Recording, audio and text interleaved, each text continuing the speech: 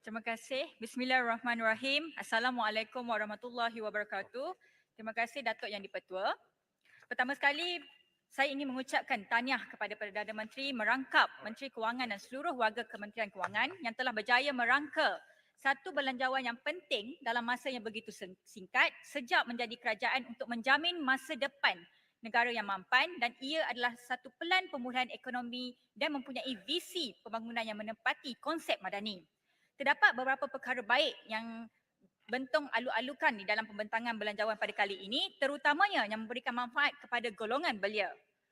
Yang pertama ialah Bentong mengalu-alukan keputusan kerajaan untuk melepaskan mereka yang muflis yang nilai hutangnya kurang daripada RM50,000. Ini telah memberikan satu peluang yang baru kepada hampir 130,000 orang rakyat Malaysia. Ramai belia terjerumus di dalam kancah muflis akibat hutang. Ada yang jatuh muflis kerana kegagalan dalam perniagaan, kerana pinjaman dan lain-lain. Oleh itu, melalui keputusan kerajaan ini, ia sedikit sebanyak memberikan peluang kepada mereka untuk membina kehidupan sekali lagi. Bentong juga menyambut baik setiap usaha kerajaan untuk menggalakkan para belia memulakan perusahaan sendiri atau membiayai perusahaan sedia ada mereka, serta setiap inisiatif yang diperkenankan oleh kerajaan melalui belanjawan ini untuk menggalakkan para belia menjadi usahawan. Bentong juga mengucapkan terima kasih kepada kerajaan kerana kesanggupan kerajaan membiayai lesen motosikal B2 yang sememangnya memberikan kesan yang sangat besar kepada anak muda. Ini adalah kerana kebanyakan anak muda pada masa kini yang bekerja dalam e-hailing sama ada secara masa ataupun sambilan. Akan tetapi, ada satu perkara yang ingin Bentong bangkitkan melalui perbahasan ini, iaitu berkenaan dengan permohonan sumbangan tunai rahmah. Sejak dari dahulu lagi, daripada nama yang berbeza, kerajaan yang berbeza, ada satu perkara yang membelenggu mereka yang ingin memohon bantuan ini, iaitu mereka yang mempunyai pendaftaran perniagaan ataupun SSM tidak layak menerima bantuan ini. Bentong juga merasakan syarat ini perlu dilonggarkan kerana jika kita mengambil kira keadaan pada masa sekarang, ramai yang memerlukan bantuan walaupun mereka masih lagi dalam perniagaan. Dan ada juga yang mempunyai SSM tetapi tidak lagi berniaga. Jadi ramai yang mengeluh dan mengadu akibat daripada mempunyai SSM, mereka dinafikan daripada menerima bantuan ini. Dan kejadian ini berlaku sejak dulu lagi. Oleh itu, atas semangat madani, saya memohon kerajaan mengambil perhatian atas perkara ini dan kalau boleh diberikan kelonggaran sedikit berkaitan dengan isu ini. Datuk Yang di-Pertua, beberapa hari yang lalu telah tular di akhbar mengenai masa menunggu yang lama di Hospital Bentong. Ada pesakit yang pulang ke rumah tanpa menerima rawatan kerana terlalu lama menunggu. Saya kira banyak faktor yang menyebabkan kejadian ini berlaku. Dan baru-baru ini juga Kementerian Kesihatan telah mengumumkan akan melanjutkan waktu operasi klinik kesihatan bagi menyelesaikan masalah kesesakan dan masalah menunggu yang terlalu lama. Oleh itu, Bentong ingin mencadangkan supaya klinik kesihatan di Bentong juga terpilih supaya dilanjutkan waktu operasi bagi meringankan beban di wad kecemasan Hospital Bentong. Saya juga ingin menyentuh berkaitan dengan peralatan perubatan di klinik kesihatan. Ada yang sudah terlalu lama dan uzur. Saya mohon KKM ambil perhatian berkaitan dengan hal ini dan lakukan bancian ataupun pemeriksaan terhadap peralatan ini. Jika boleh diganti, gantikan dengan kadar yang segera. Datuk Yang di-Pertua, melalui belanjawan ini, kerajaan telah mengumumkan peruntukan maris dinaikkan ke 5.2 bilion ringgit dan kerajaan telah memperuntukkan sebanyak 2.7 bilion ringgit untuk membaiki dan menaik taraf jalan-jalan persekutuan. Oleh itu, Bentong berharap agar peruntukan ini dapat disalurkan untuk kerja-kerja baik pulih Jalan Karak Kuala Pilah dan Jalan Lama Kuala Lumpur Bentong yang begitu teruk keadaannya. Saya menyambung daripada Yang Berhormat Gombak yang mengatakan bahawa jalan lama dari Gombak ke Bentong adalah perlu diambil perhatian kerana keadaan jalan, cerun dan sebagainya perlu ditambah baik. Dan kalau kita lihat jalan-jalan ini adalah sangat penting untuk pengguna jalan raya, terutamanya juga Jalan Raya Kuala Pilah kerana ia merupakan satu-satunya jalan yang ada untuk menghubungkan penduduk di Dun Pelangai dan daerah Bentong. Ini juga membawa kepada perkara yang seterusnya iaitu berkaitan dengan jalan juga. Datuk Yang di-Pertua, setiap hujung minggu sering berlaku kesesakan di Lebuh Raya Karak dan ke Gombak.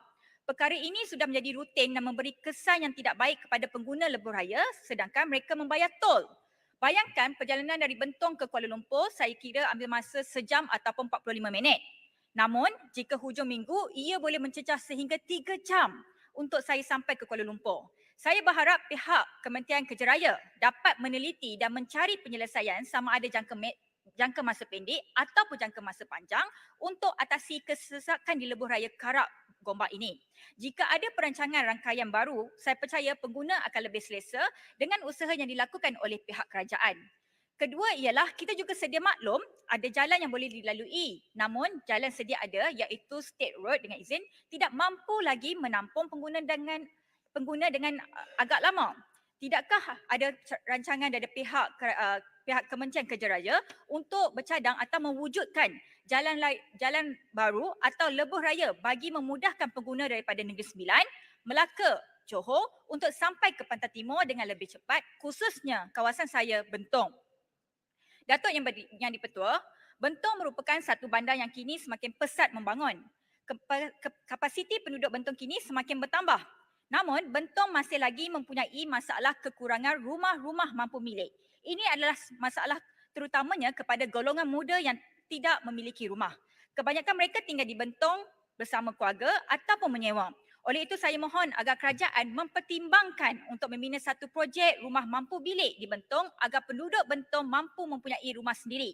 Dan apabila saya menyebut rumah mampu milik, ia harusnya benar-benar mampu milik dan mampu miliki oleh warga Bentong. Datuk yang di-Pertua, konsep Malaysia Madani yang dicetuskan oleh Yang Amat Berhormat Perdana Menteri ini adalah satu visi yang menyeluruh dan inklusif. Namun ia juga perlu mempunyai fokus, bukan hanya ke satu kerangka yang terbuka. Saya menyatakan sedemikian kerana kawasan saya Bentong adalah satu kawasan yang tidak jauh daripada Bandar Kuala Lumpur.